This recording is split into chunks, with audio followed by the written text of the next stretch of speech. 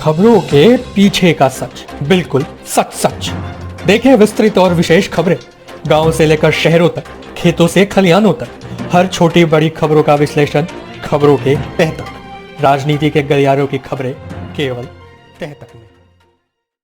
नमस्कार, मैं प्रत्युष और आप देख रहे हैं तह तक में।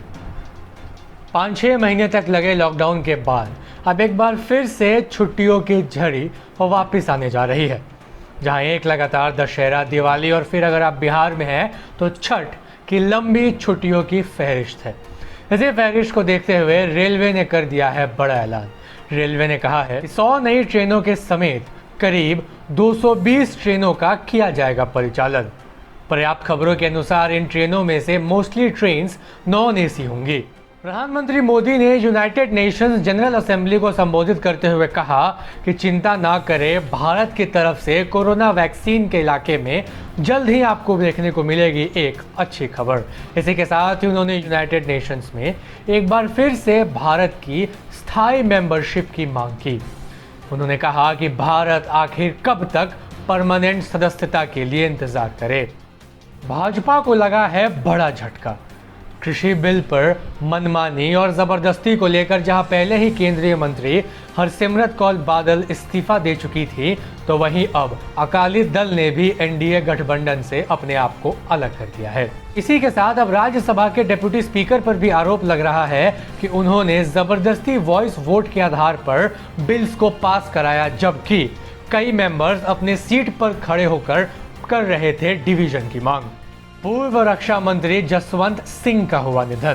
प्रधानमंत्री ने इनके लिए जाहिर की अपनी श्रद्धांजलियां। बिहार चुनाव के मद्देनजर भाजपा अध्यक्ष जेपी नड्डा ने नई टीम का गठन कर लिया है, जहां पूर्व केंद्रीय मंत्री और मोतिहारी से सांसद राधा मोहन सिंह को उपाध्यक्ष बनाया गया है, तो वहीं संजय मयूख राष्ट्रीय प्रवक्ता मनोनीत किए गए। नरकटियागंज से पूर्व विधायक रश्मि वर्मा की बीजेपी में हो गई है घर वापसी। बिहार बीजेपी अध्यक्ष संजय जायसवाल ने दिलाई इन्हें सदस्यता। आरव हेल्थ सेंटर गरीबों की सेवा में हमेशा तत्पर। पढ़ें और पढ़ाएं तह तक में राष्ट्रीय हिंदी मासिक पत्रिका।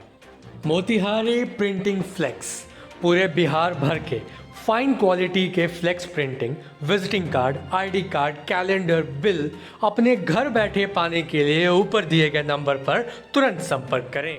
समस्तीपुर में बिहार विधानसभा आम चुनाव 2020 के मद्देनजर सभी कोषांग के वरीय पदाधिकारी, नोडल पदाधिकारी के साथ संग्रहालय सभागार में समीक्षात्मक बैठक की गई। समस्तीपुर के वारिसनगर विधानसभा से चुनाव लड़ेगी माले। महागठबंधन में इस सीट के मिलने की है पूरी संभावना। तो वहीं समस्तीपुर के हसनपुर विधानसभा से AIMIM के उम्मीदवार हो सकते हैं फजलुर रहमान उर्फ लल्लू बाबू। समस्तीपुर में प्रदेश में आदर्श आचार संहिता लागू होने के साथ ही प्रशासन ने राजनीतिक दलों के होर्डिंग्स, बैनर तथा पोस्टर को हटाने का काम शुरू कर दिया है। समस्तीपुर के रोसड़ा के वार्ड नंबर 12 ग्राम टेकुना मठ ग्राम में भारी वर्षा होने की वजह से घर व दुकान गिरने से लाखों का हो गया है नुकसान। दुकान पिछले कई महीनों से लॉकडाउन की वजह से बंद थी और जब खुली तो हो गया ये हादसा। समस्तीपुर से तह तक में के लिए संवाददाता पलटन सहनी की रिपोर्ट। गोपालगंज के कटैया थाना पुलिस की दबंगई एक बार फिर से देखने को मिली।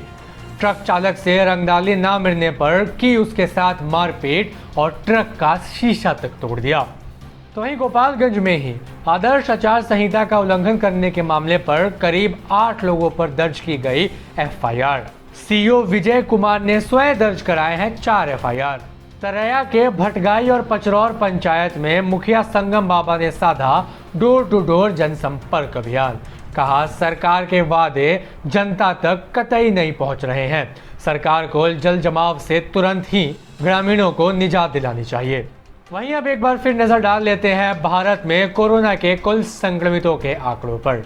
भारत में अब तक कोरोना के कुल 59,96,823 संक्रमण के मामले आ चुके हैं सामने। तो वहीं अब तक 94,559 मौतें हुई हैं, तो 49,41,627 लोग अब तक हो चुके हैं ठीक।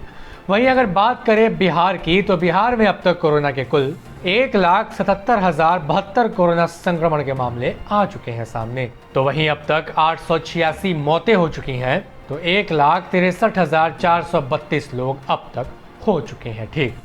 कोरोना संक्रमण का आंकड़ा पूरे देश में बहुत ही तेजी से बढ़ रहा है। हालांकि एक सुखद बात यह है कि लोगों के ठीक होने का आंकड़ा भी बढ़ रहा है, मगर डरावनी बात यह है कि अब मृतकों का आंकड़ा भी करीब 1 लाख होने जा रहा है। ऐसे में सवाल ये उठता है कि क्या हमें जल्द से जल्द इस पर काबू पाने के लिए अपनी सरकार से मांग नहीं करनी चाहिए? इतने महीनों के लॉकडाउन के बाद जहां विभिन्न देशों में कई अच्छे लेवल्स पर फायदा हुआ है, वहां संक्रमण में कमी आई है, तो फिर भारत में ऐसा क्यों नहीं हो पाया? ये सवाल है जो हमें अपनी सरकार से जरूर पूछना चाहिए। खैर, इसी के साथ आज की खबरें समाप्त होती हैं। मिलते हैं आपसे कल इसी समय में, तब तक के लिए देखते रहिए तह तक में। केवल तह तक।